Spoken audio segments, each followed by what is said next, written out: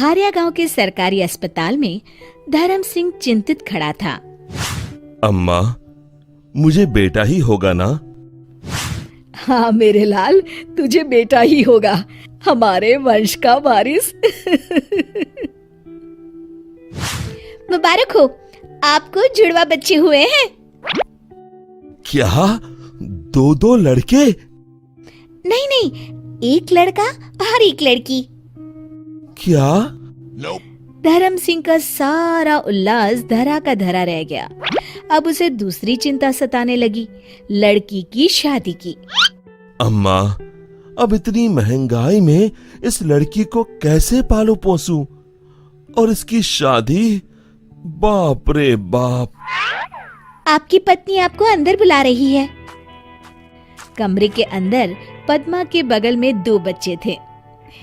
देखिए जी, दोनों आप पर ही गए हैं। अब लड़का कौन सा है? ये रहा। धर्म सिंह ने अपने बेटे को उठाया और उसे चूमने लगा। कुछ देर बाद, ए जी, इसे भी देखिए ना, इसके नए नक्श कितने सुंदर हैं। हाँ हाँ, रहने दो। ये सुनकर बेचारी पद्मा का मुंह उतर गया। कुछ दिन बाद वे दोनों बच्चों को लेकर घर पहुंचे। धर्मा सिंह की मां ने सबकी नजर उतारी। पद्मा, मुझे तुमसे जरूरी बात करनी है। हाँ जी, बोलिए। मैं इस लड़की को अपने एक मित्र को दे रहा हूं। अब से वही इसका पालन पोषण करेगा। लेकिन ये हमारी बेटी है।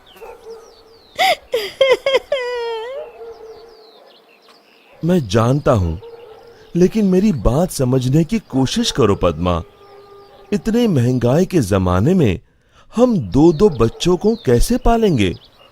ऊपर से ये लड़की है, इसकी शादी ब्याह का खर्चा कहां से लाएंगे? मेरा जो मित्र है, उसकी कोई संतान नहीं है।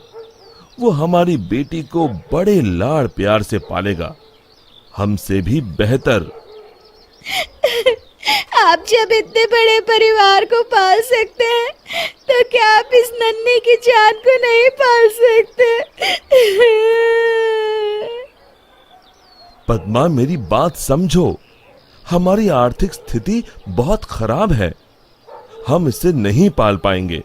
लाओ, इसे मुझे दे दो। पद्मा अपनी बेटी को पकड़कर रोती रही और फिर धर्म सिंह के ज्यादा जिद पर उसने रोते हुए अपनी बेटी को धर्म सिंह के हवाले कर दी।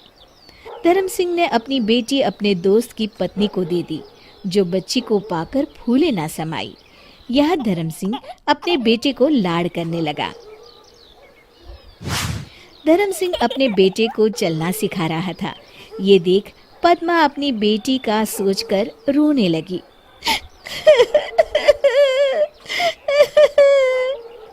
जैसे जैसे धर्म और पद्मा का बेटा बड़ा होता गया, वैसे वैसे उसके लाड़ भी बढ़ते गए।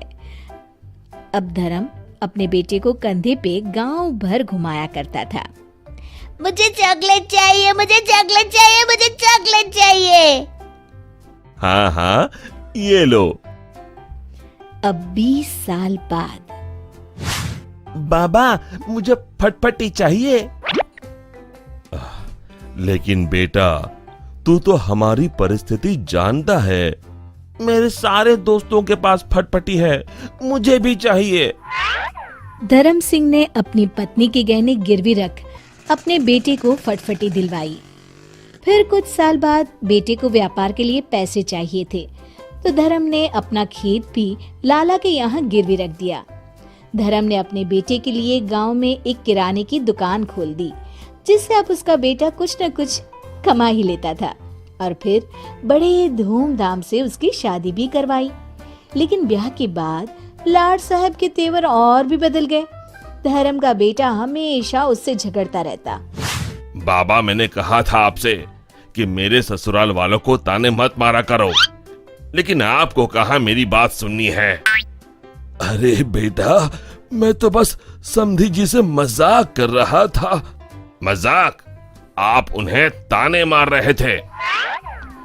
ऐसा कई दिनों तक चलता रहा और फिर एक दिन धर्म सिंह के बेटे ने अपने माँ बाप को उन्हीं के घर से बाहर निकाल दिया। पद्मा रोने लगी।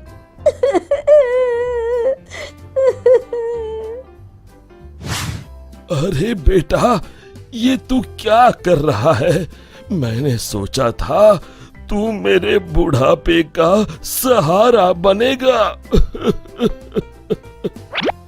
बेटा मेहनत करे और आप आराम से ठाट से रोटी तोड़े, ऊपर से दिन भर खिटखिट। मैं काम करूं या आपकी खिटखिट सुनते रहूं? जाइए जाइए, अपना रोना कहीं और रोइए। बेटे की ऐसी कटाक्ष भरी बातें सुनकर धर्म सिंह पूरी तरह से टूट गया। पद्मा ने उसे उठाया और वो दोनों रोते रोते वहां से चले गए। दोनों चलकर एक मंदिर के पास पहुंचे। आपने सुबह से कुछ नहीं खाया, कम से कम प्रसाद तो खा लीजिए। दोनों प्रसाद खाने के लिए प्रांगण में बैठे और वहां पर एक बूढ़ी औरत प्रसाद परोसने आई। भाई साहब, आप? धर्म ने उस औरत की ओर देखा। भाई साहब, मैं आपके दोस्त रवि की पत्नी हूँ। आपको याद होगा कि 25 साल पहले आपने अपनी बेटी मुझे दी थी। वो देखिए आपकी बेटी खुशी, आज वो एक डॉक्टर है और साथ ही साथ एक वृद्धाश्रम भी चलाती है। बड़ी ही नेक है आपकी बेटी। ये सुनकर धर्म की आंखों से आंसू बहने लगे।